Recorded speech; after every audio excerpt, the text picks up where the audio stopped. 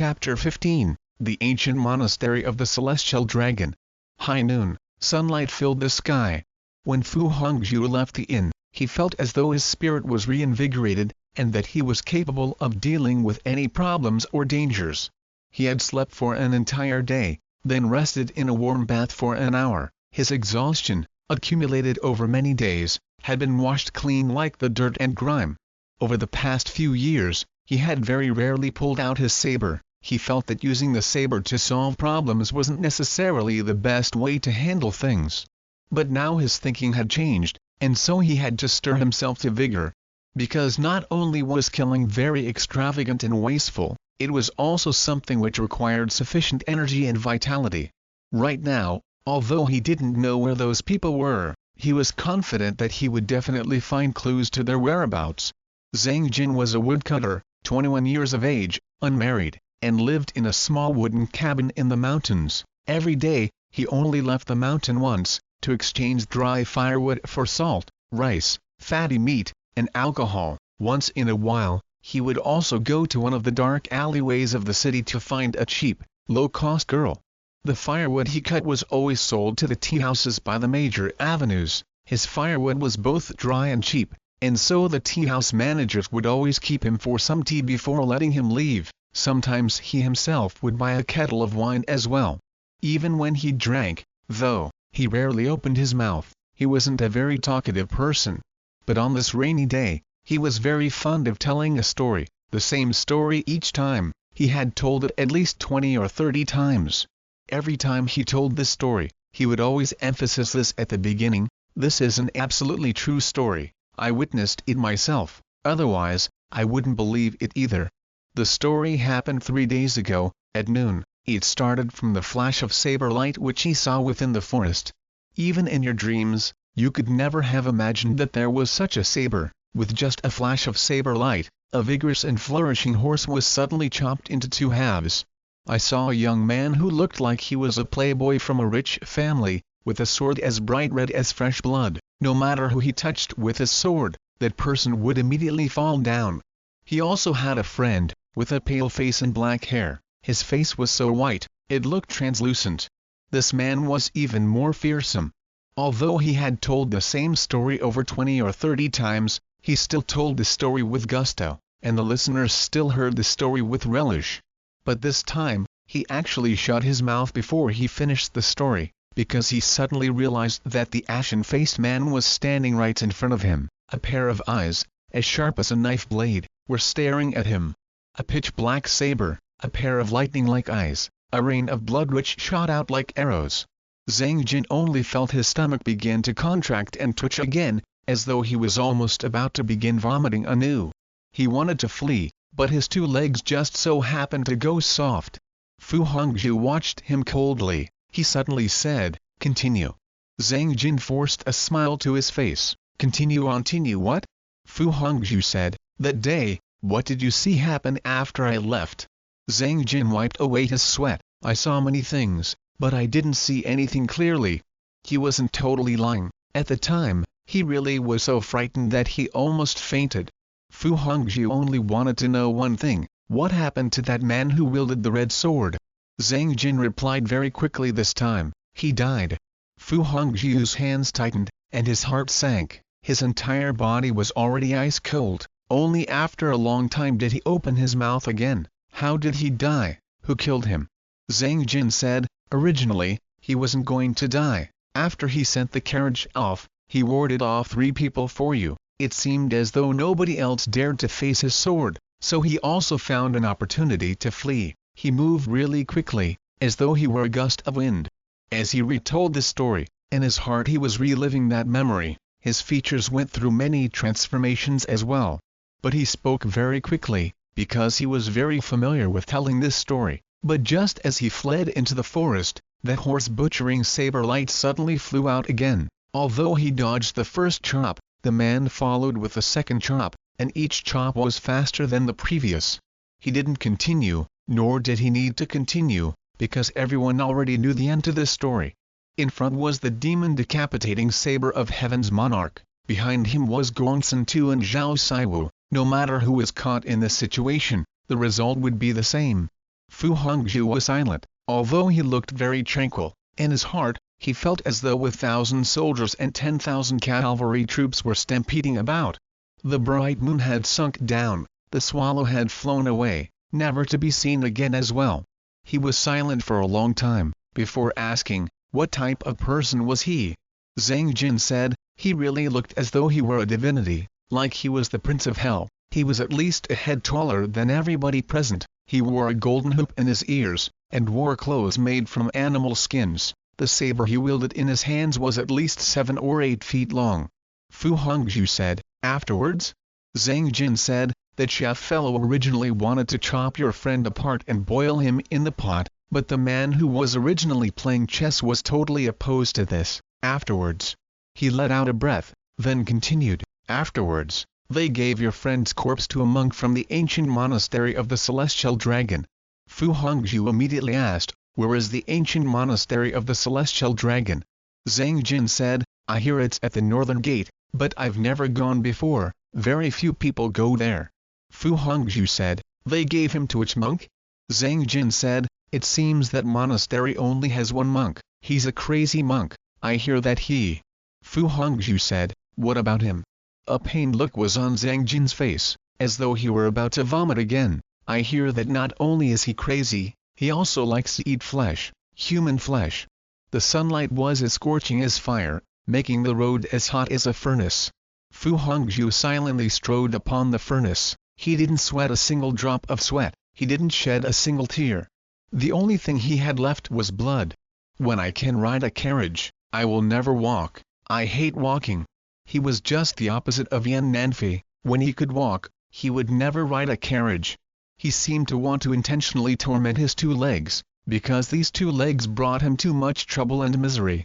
Sometimes I can even fall asleep while I'm walking.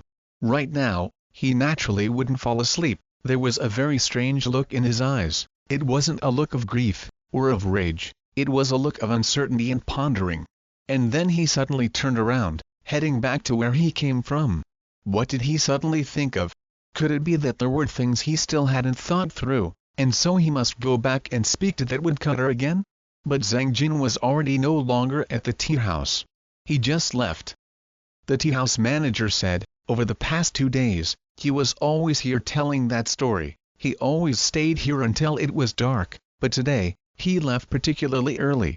He clearly felt some dread towards this pale-faced stranger, and so he spoke very carefully and very precisely, and he left in a big hurry, as though he had pressing business to attend to. What road did he take? The manager pointed to a road up ahead. There was a flattering yet obscene smile on his face. His old mistress seems to live on that street. I think her name is Peach. He must have gone to look for her. A dark, dirty, and narrow alleyway. A foul stench emanated from the gutter. Trash was stacked everywhere. Fu Hongxue didn't seem to notice at all. Light shone in his eyes. The blue veins on the hand with which he gripped his saber were bulging out, as though he was very excited, very agitated. What, exactly, did he think of? From behind a tattered wooden door, a woman wearing a string of jasmine flowers suddenly walked out. The perfume and makeup were all cheap. They mixed together with the vile stench of the alleyway to form an evil, degrading lure. She intentionally brought her heavily made-up face close to Fu Hongxue. Her hands had already quietly reached out, intentionally stroking a certain place on Fu Hongxue's upper thigh. There's a bed inside, it's both soft and comfortable. There's also me and a basin of warm water. It only costs 2 silvers. She narrowed her eyes, revealing lascivious laughter in them. I'm only 17, but I am very skilled. I'm even better than Peach. Her laughter was very cheerful. She felt that this transaction was already successful, because a certain part of this man's anatomy had already changed. Fu Hongxue's pallid face suddenly turned red. Not only did he want to vomit, he was also furious. Even in front of such a base, cheap woman, he still wasn't able to control his physiological reactions. Was this because it had been too long since he had been intimate with a woman, or because he was already very excited? No matter what type of excitement one might have, it easily leads to arousal. The body of the woman wearing a jasmine flower moved even closer to him. Her 2 hands were moving more quickly as well. Fu Hongxue's hand suddenly struck out, heavily striking her across the face. She collapsed, hitting the wooden door, falling face up to the ground. The surprising thing was, there wasn't a look of anger or surprise on her face, there was a look of exhaustion, sorrow, and despair. She had long since become accustomed to this sort of humiliation, her anger had long since turned into numbness. What made her sorrowful was that once more, the transaction was not successful. Where would her dinner come from tonight? A strand of jasmine flowers wouldn't fill her stomach. Fu Hongxue turned his head away, not daring to look at her. He brought out all the silver on his body, forcefully casting them to her. "Tell me, where is Peach?" "She's at the very last right-handed house." The jasmine flowers had already fallen. She crawled about on the floor, picking up those silver pieces. She didn't give Fu Hongxue another look. Fu Hongxue began to walk away. He only took a few steps before he bent his waist and vomited. In the entire alleyway, only this door appeared attractive and dignified. Not even the lacquer had peeled off. It seemed that not only was Peach very skilled, her business was very good as well. It was very quiet inside, there was no sound.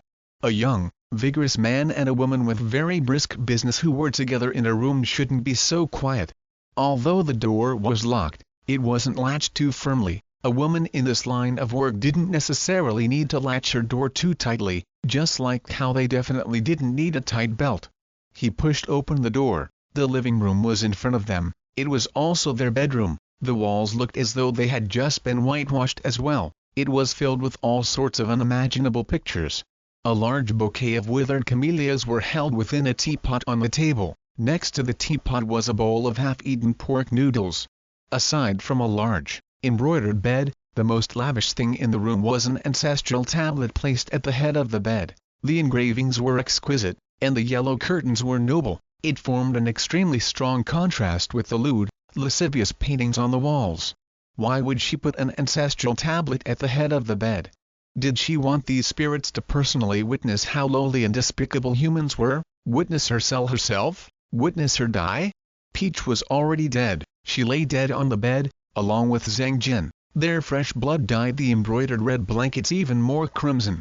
The blood was flowing from the major arteries in the back of their necks. One chop took their lives. Not only did the killer have a quick saber, he also had plentiful experiences. Fu Hongxue wasn't startled. Could it be that he had already predicted all of this? Why would a man who normally didn't speak too much, stay in a tea house all day and tell stories without even chopping wood anymore?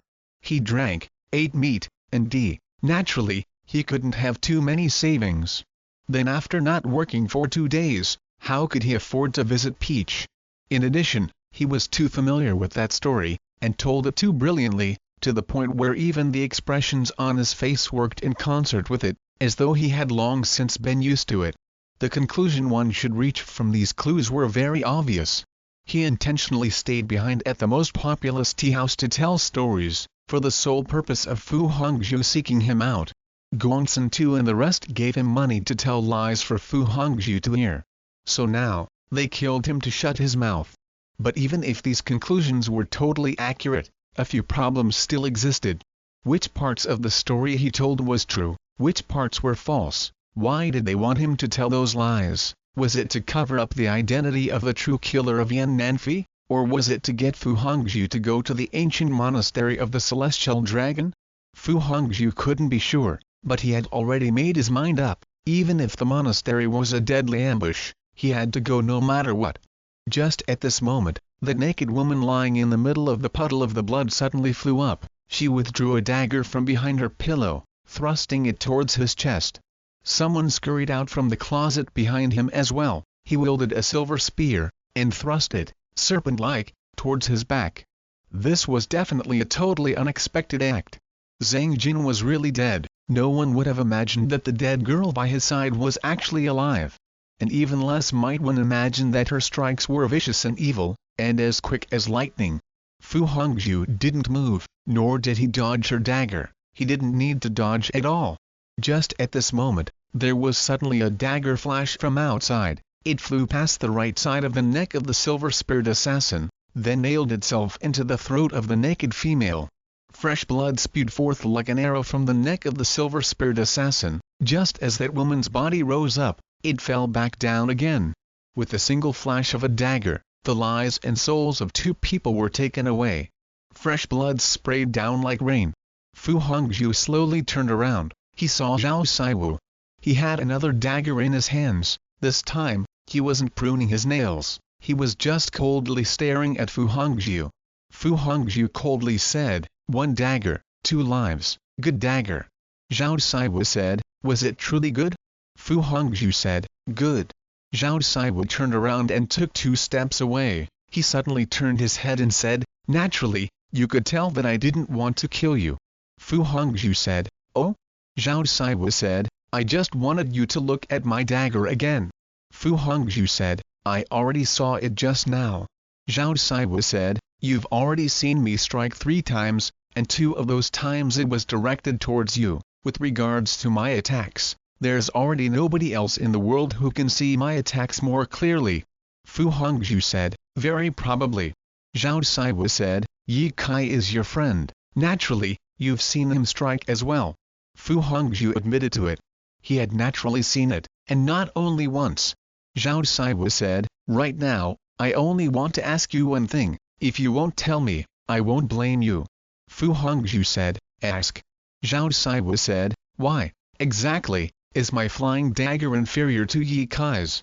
Fu Hongxue was silent. Only after a long time did he speak. "You ambushed me twice with your dagger. The first time, you used all your strength, but before you struck, you gave me a warning. The second time, although there was no warning, you held back 20% of your strength." Zhao Saiwu did not deny it. Fu Hongxue said, "This is because in your heart, you know that you shouldn't kill me. You simply do not have a reason which makes it absolutely necessary for you to kill me, and so when you strike, you lack a righteous, all-conquering air." He slowly continued, "But the people whom Ye Kai killed, were all people who absolutely had to be killed, therefore, he is superior to you." Zhao Saiwu said, "Is it this alone?" Fu Hongxue said, "This is enough. You will never be able to surpass him." Zhao Saiwu was silent for a long time as well. Suddenly, he turned around. Without even looking back, he departed. Fu Hongxue didn't turn around. After walking for some time, Zhao Saiwu suddenly turned around again. He loudly said, "Just wait. There will be a day when I am stronger than him. When the day comes, I will kill you." Fu Hongxue lightly said, "I will definitely wait for you. If you intend to kill someone, abstain from nothing at all." This time, should Fu Hongxue have killed Zhao Saiwu? This time, you did not kill him. I fear that next time, you will die to him.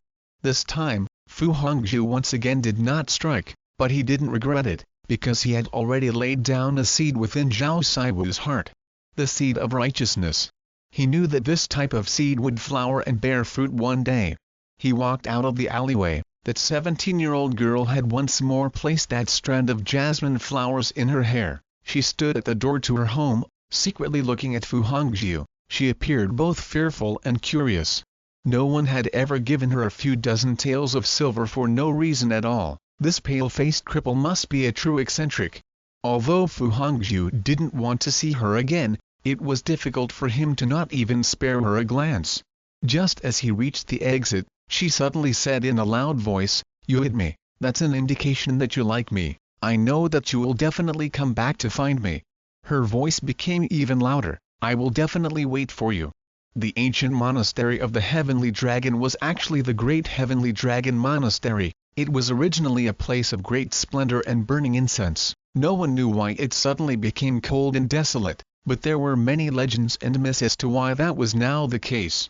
The most widespread legend said this ancient temple, which looked solemn and majestic on the outside, was actually a den of sin. The beautiful woman who came to this monastery to pray before the Buddha would often be kidnapped and taken to hidden rooms deep within the monastery. Those who resisted would be beaten to death. Thus, whenever there was no moon or stars in the sky, their lonely, wronged spirits would appear. With regards to whether or not this temple actually had secret rooms, and exactly how many women from good families were raped and defiled, no one was sure, because no one had personally seen any of this. But ever since this story became widespread, the people who came to this temple to pay their respects slowly became fewer in number.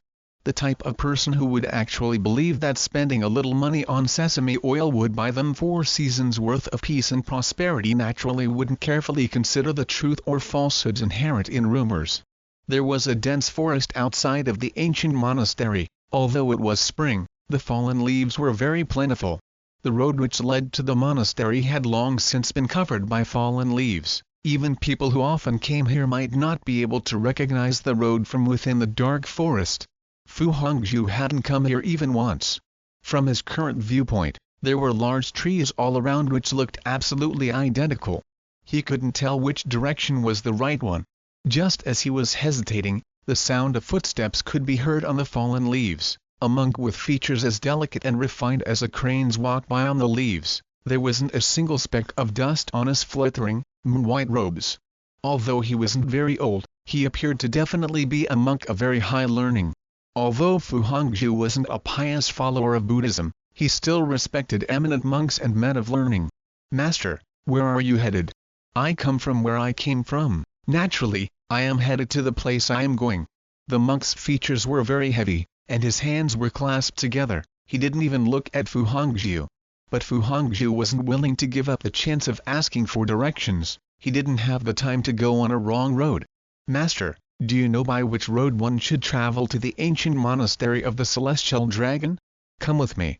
The monk's footsteps were slow and peaceful. It seemed as though even if this road were headed to the Western Paradise, he wouldn't hurry up even slightly. Fu Hongxue could only slowly follow him from behind. The night became even gloomier. They finally arrived before a 6-pillared pavilion. The red paint on the banisters of the pavilion had already peeled off. Within the pavilion, there was a zither, a chessboard, a kettle of wine, and a set of ink and a quill. There was also a little stove made from red mud. To be stroking the zither and playing chess, chanting poems and boiling wine within such a secluded grove, this eminent monk was just like a scholar. Both were very aesthetic. Although Fu Hongxue had never experienced this sort of relaxed luxury, he still respected others enjoy this sort of refined pleasure. The eminent monk, as refined and elegant as a crane, had already entered the pavilion. He picked up a chess piece and stared at it. There was a look of great pondering in his eyes, as though he was considering how, exactly, he should make his next move. Afterwards, he slowly put the chess piece in his mouth. With a gurgle, he swallowed it. Next, he broke the zither apart and put the wooden pieces into the oven, and lit a fire. He poured the alcohol in the pot out and washed his feet with it, then poured the ink in the ink slab into wine kettle and boiled it on top of the fire. Then he lifted up the chessboard and rapped on it non-stop, revealing a satisfied smile on his face, as though this sound was much more beautiful than the sounds of zither playing. Fu Hongxue, watching, was stunned. The seemingly advanced, erudite monk was actually a crazy monk? Fu Hongxue was stunned yet again. That monk is not only crazy, he also likes to eat flesh, human flesh. That monk was looking at him up and down, as though appraising how much flesh there was on his bones. But Fu Hongxue still couldn't believe it. "You really are a crazy monk? Crazy is sane, sane is crazy." The monk giggled. "Perhaps the truly crazy one isn't me, but you." "Me? If you weren't crazy, why would you court death?" Fu Hongxue tightened his hands. "You know who I am? Know where I am going?" The monk nodded, then shook his head. He suddenly raised his head to the sky, then mumbled, "It's over, all over. 1,000-year-old ancient monastery is about to collapse. A sea of people will become drenched with blood. Where do you want this monk to go?" He suddenly picked up the wine kettle on the fire, then poured its contents into his mouth. The ink overflowed, pouring out of the corners of his lips, dripping down and staining his moon-white robes. He suddenly fell to his knees and began to loudly weep. Pointing to the west, he loudly shouted, "If you want to die, hurry up and go die. Sometimes, living is a fate worse than death." Just at this moment, the sound of a bell being struck suddenly came from the west. This was the 1,000-year-old copper bell of the ancient monastery, only it could produce such a clear, loud, and melodious sound. If there was only a mad monk in this ancient monastery, who was ringing the bell? The bitterly crying monk suddenly jumped up, his eyes were suddenly filled with shock and terror. "This is a funeral bell!" he loudly cried out. "When a funeral bell sounds, then someone is surely about to die." Rising to his feet, He threw the wine kettle at Fu Hongxue, then continued, "If you don't die, others will die. Why don't you hurry up and go die?" Fu Hongxue looked at him. He dully said, "I go."